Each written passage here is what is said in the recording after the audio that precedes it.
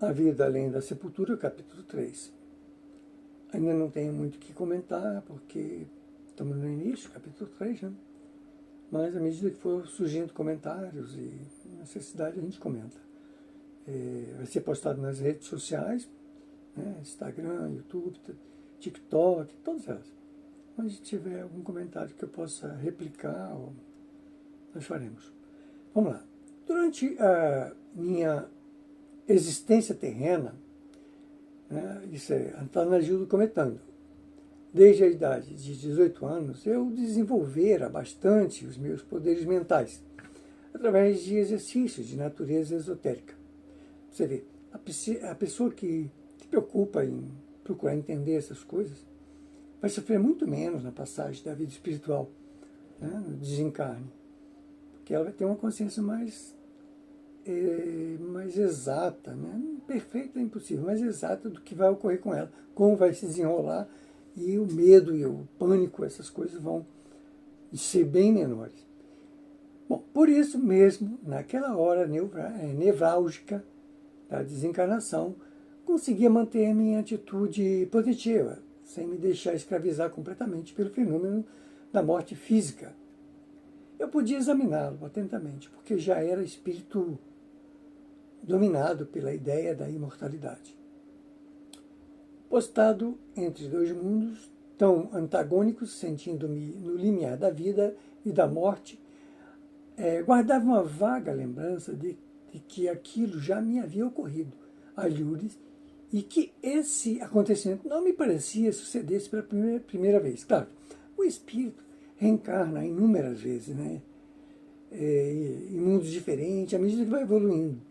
Muita gente vai chegar até aqui sem entender nada ainda, mas se tiver boa vontade, vai pesquisar, vai continuar e vai entender muita coisa. Mas muita gente vai dizer assim, isso não é assim, acabou, não vou ficar por aqui, porque o estado evolutivo da pessoa, dos indivíduos, são diferentes. Cada um está numa etapa. Não existe nenhum espírito igual ao outro. Todos temos uma bagagem de conhecimentos diferente um do outro, né? E é como aquele caso que Alcísaro dizia, né? Um grande espírito aqui na Terra, que existe tantas religiões na face da Terra conforme o grau de evolução de cada espírito, né? Tem espírito que não tem religião nenhuma, não precisa ainda, porque é tão assim, prematuro, tão ainda infantil, que para ele a vida é comer, beber, fazer sexo e essas besteiras assim, da vida. Não quer entender a vida, o porquê, os sentimentos e o desenvolvimento das faculdades. Mas vamos lá. Postado entre dois mundos tão antagônicos, sentindo-me no limiar da vida e da morte, guardava uma vaga lembrança de que aquilo já me havia ocorrido a Lourdes e que esse acontecimento não me parecia suceder-se pela primeira vez. O raciocínio espiritual fluía com nitidez e a íntima sensação de existir, independentemente de passado ou de futuro, chegava a vencer as impressões agudíssimas, porque vezes me situavam em indomável turbilhão de energias que se punham em conflito na intimidade de meu espírito. À medida que o espírito evolui, ele vai tendo uma noção da realidade mais completa. Mas de súbito, outro sentimento se me apresentou angustioso e também me dominou com inesperado temor e violência. Foi algo apocalíptico, né? Essa ideia de apocalipse não tem nada a ver com essa ideia aqui, porque o apocalipse, a palavra apocalipse significa revelação. Mas o vulgo, né, o popular, acha que tudo que dá choque quando a gente enfrenta essa realidade é apocalipse. O apocalipse é a revelação de Deus aos homens. Só isso. A palavra em grego, apocalipse, significa revelação. Então, se o sentido dele aqui é de revelação, está bem dentro do contexto. Foi algo apocalíptico que, apesar de minha experiência mental positiva e controle emotivo me fez estremecer ante a sua proverbial realidade. Reconhecer-me vivo em plenitude de minhas faculdades psíquicas. Em consequência, não estava morto, mas também nem vivo ou livre do corpo material. Aqui eu vou fazer mais uma ressalva. À medida que o espírito é mais evoluído, alguns acham que continuam vivos aqui na Terra, mesmo depois de morto, e vivem no meio da gente, né, como se estivesse vivo. E influenciam aqueles que são influenciáveis devido a despreparo, se alimentam, fazem tudo como se estivessem vivos. Só que ele não consegue se comunicar com os mortos, porque os mortos não os veem. Olha, os vivos, né? Os vivos, entre aspas, os que estão em terra, não os veem, e eles passam a entrar num estado de loucura. E é muito problemático isso. Mas vamos lá.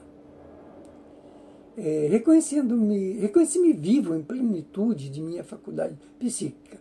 Em consequência, não estava morto mais também, nem vivo ou livre do corpo material.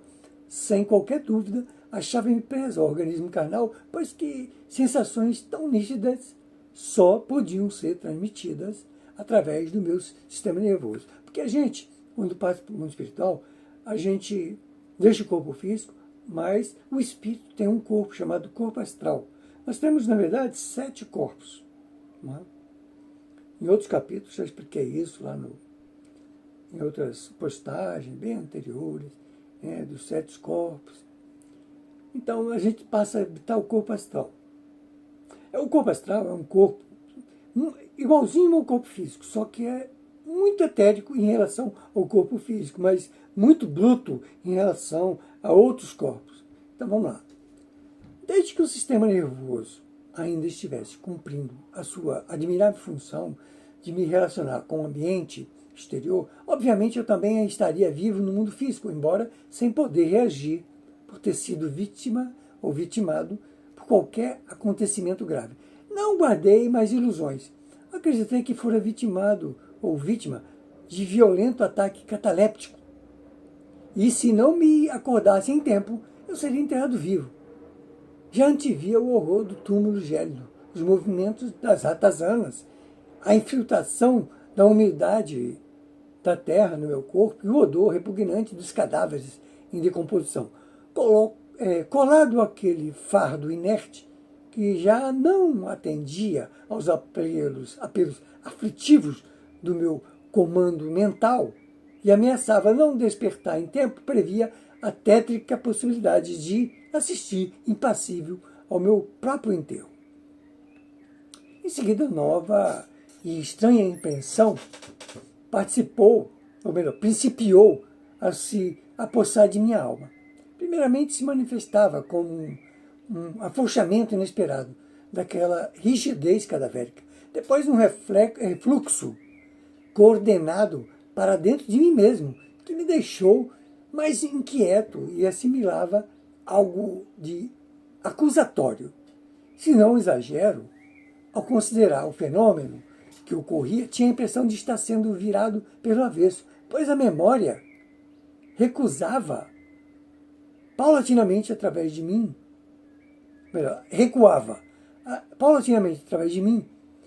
minha última existência, e enchia-me de assombro pela clareza com que passava a rever todos os passos de minha existência.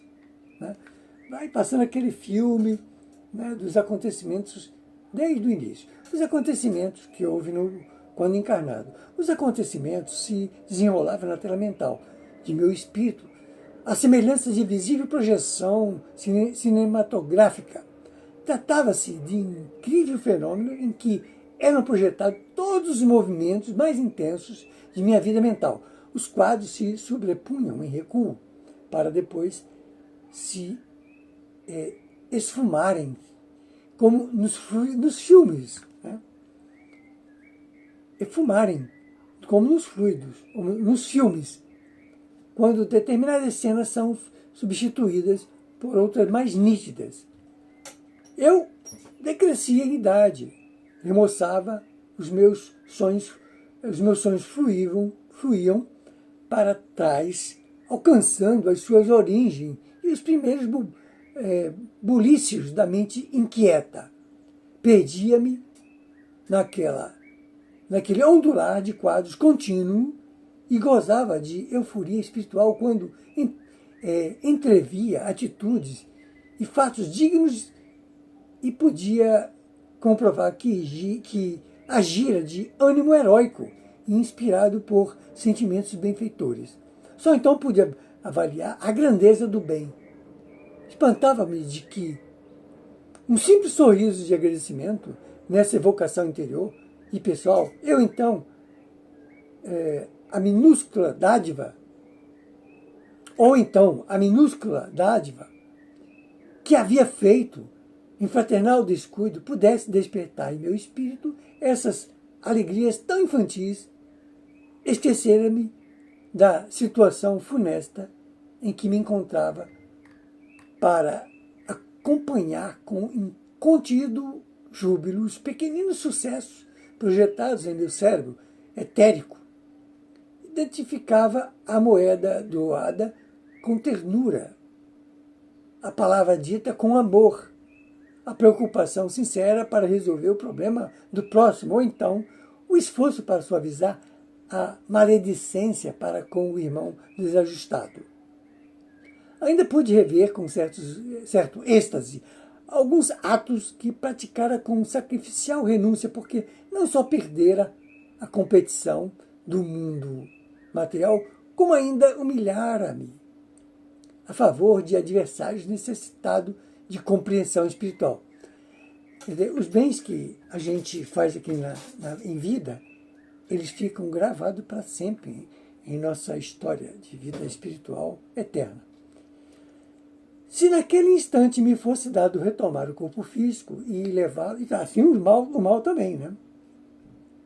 Se naquele instante me fosse dado retomar o corpo físico e levá-lo novamente ao tráfego do mundo terreno, aquelas emoções e estímulos divinos teriam exercido tal influência benéfica em minha alma que os meus atos futuros justificariam a minha canonização depois da morte física. Mas, em contraposição, não faltaram também os atos indelicados e as estultícias do moço ardendo em desejos carnais. Senti de súbito quando as cenas se me tornavam acusatórias, referindo-se às atitudes egocêntricas da juventude, avara de seus bens materiais, quando ainda me dominava a volúpia de possuir o melhor e superar o ambiente pela ridícula superioridade da figura humana. Também sofri pelo meu descuidismo espiritual da mocidade leviana. Fui estigmatizado pelas cenas evocativas dos ambientes deletérios, quando o animal se espoja nas sensações lúbricas. Não era uma acusação endereçada propriamente à natureza devassa, coisa que felizmente não ocorrera comigo, mesmo na fase de experiência sexual, mas que comprovava, naquele momento retrospectivo, que a alma realmente interessada nos valores angélicos deve sempre repudiar o ambiente lodoso da prostituição da carne. No quadro de minha mente superexcitada, eu identificara os momentos em que a fera do sexo, como força indomável, me atraíra ao limiar do charco em que se debatem as infelizes irmãs deserdadas da aventura doméstica. A projeção cinematográfica ainda continuava fluente em minha tela mental, quando reconheci a fase do aprendizado escolar. E depois, os folguedos da infância, cujos quadros, por serem os de menor importância na responsabilidade da consciência espiritual, tiveram fugaz duração. Quer dizer, a gente não lembra de tudo que é desnecessário, né? Porque são coisas que não vai pesar na evolução. Espantadíssimo, creio que devido à disciplina e aos êxitos dos meus estudos esotéricos, pude identificar um berço guarnecido de rendas, reconhecendo-me na figura de um rosado bebê, cujas mãos buliçosas e o corpo tenro eram objetos de júbilo e afagos de dois seres que se debruçavam sobre mim, meus pais. Mas o que me deixava intrigado e confuso é que, no seio dessa figura tão diminuta, de recém-nascido, sentia-me com a consciência algo despertada e dona de impressões vívidas ou vividas num passado remoto. Parecia-me envidar tremendos esforços para vencer aquele corpinho delicado e romper as algemas da cena, na tentativa de transmitir palavras inteligentes e pensamentos adultos. De trás da figura do bebê inquieto, com profundo espanto, eu reconhecia a outra realidade de mim mesmo, atento ao fenômeno dessa evocação psíquica, tal como se vivesse o papel de principal ator em movimentado filme cinematográfico, chegava a estranhar o motivo daquela imagem retroativa terem se interrompido e findado naquele berço. Berço enfeitado, quando algo em mim teimava em dizer que eu me prolongava além, muito além daquela forma infantil.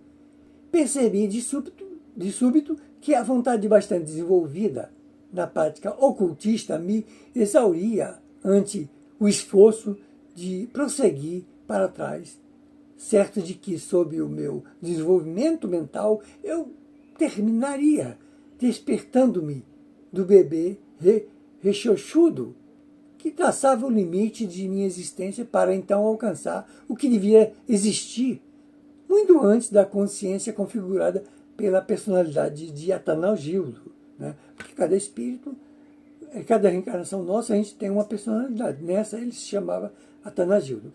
Confiante nas minhas próprias energias mentais, à semelhança do piloto que deposita a fé absoluta em sua aeronave, não temi os resultados posteriores, pois, ousadamente, sob poderoso esforço, quase heróico, desejei ir mais além e transpor aquele berço enfeitado de renda que significava a barreira do meu saber, mas não o limite do meu existir. Havia um mundo desconhecido, mais além daquele diminuto corpo focalizado na minha retina espiritual, cujo mundo tentei devassar, embora manietado em terrível transe que supunha de ordem cataléptica. Então vamos ficar aqui, terminando o capítulo 3.